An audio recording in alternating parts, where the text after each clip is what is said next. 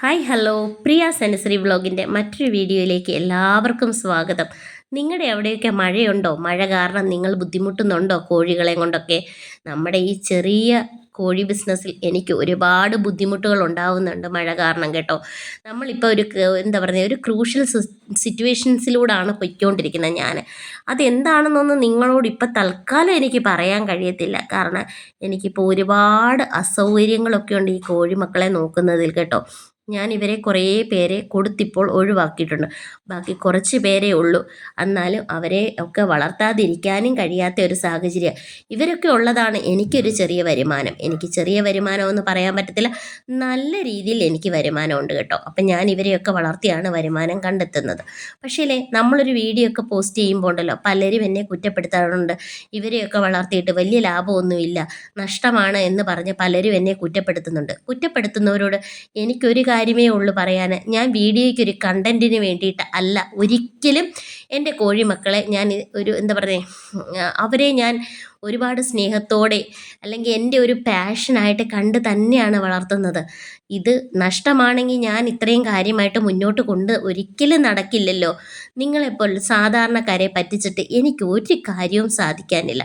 കാരണം എന്നെ കണ്ടുവരുന്നത് സാധാരണക്കാരായ വീട്ടമ്മമാരാണെന്ന് എനിക്ക് 100-101% എനിക്ക് ഉറപ്പുണ്ട്. അതുകൊണ്ട് അവരെ പറ്റിച്ചിട്ട് എനിക്കൊന്നും നേടാനില്ല. നിങ്ങൾ നോക്കിക്കേ, ആ കോഴിയുടെ കൂട്ടിൽ കിടക്കുന്ന മുട്ടകൾ അവർ മുട്ടയിട്ട് തരുന്നത്, അത് വിൽക്കുന്നത് എനിക്ക് ലാഭമാണ്. അവർക്ക് കൊടുക്കുന്ന തീറ്റയ്ക്കനുസരിച്ച് അവർ മുട്ടയിടാറുമുണ്ട്.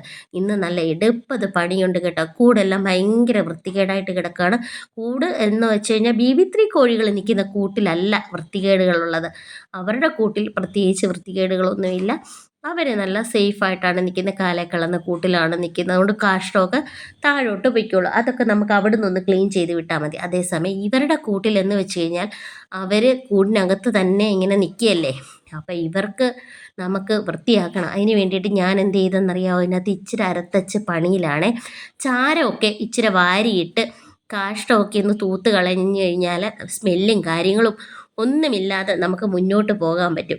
അയൽവാസികളൊക്കെ ഉള്ളതല്ലേ, അതുകൊണ്ട് കുറച്ച് ചാരമൊക്കെ വാരിയിട്ട് അതെല്ലാം നമുക്ക് നല്ല രീതിയിൽ വൃത്തിയാക്കണം. മഴ കാരണം വെള്ളം വീണാൽ, എറിച്ചിലടിച്ചൊക്കെ ആണെങ്കിലും വീണ് കഴിഞ്ഞാൽ വെള്ളം കോഴി കാഷ്ടത്തിൽ വീണിട്ടുണ്ടോ ഭയങ്കര സ്മെല്ലായിരിക്കും കേട്ടോ.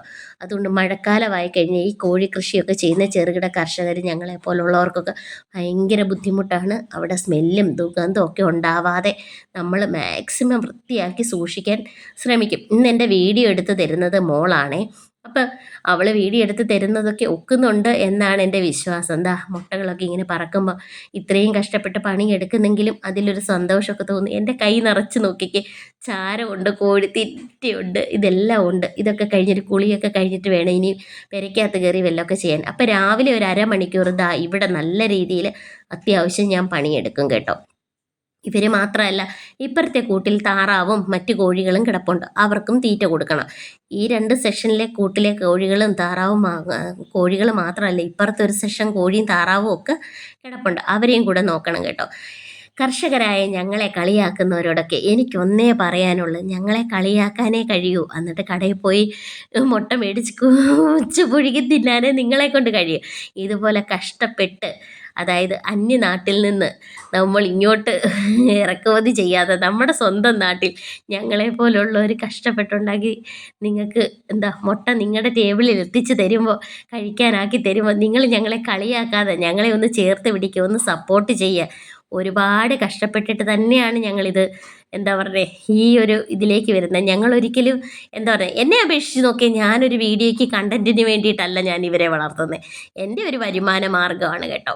അപ്പം ഈ വീഡിയോ കണ്ടിരിക്കുന്ന നിങ്ങൾക്കൊക്കെ എൻ്റെ ഈ വിശേഷങ്ങളൊക്കെ ഇഷ്ടപ്പെടുന്നുണ്ടെങ്കിൽ നമ്മുടെ ചാനലൊന്ന് സബ്സ്ക്രൈബ് ചെയ്ത് സപ്പോർട്ട് ചെയ്യുക, ഒന്ന് സഹായിക്കുക, കൂടെ കൂടുക, ലൈക്കും കമൻറ്റും ഒക്കെ ഇടാൻ മറക്കരുത് കേട്ടോ. ദാ മോളിവിടെ ഉണ്ട് കേട്ടോ. ക്യാമറയൊക്കെ ഞാൻ മേടിച്ച് അവിടെ നിന്ന് പിടിച്ചതാ. ഇതുപോലെ പാത്രം നിറച്ച് നമുക്ക് മുട്ട പിറക്കി നമുക്ക് വിറ്റ് കാശാക്കി എടുക്കാം കേട്ടോ. ഇതിൻ്റെ ഇടയ്ക്ക് കൂടെ ഒരു കുഞ്ഞൻ മുട്ടയും കിട്ടിയിട്ടുണ്ട് കേട്ടോ.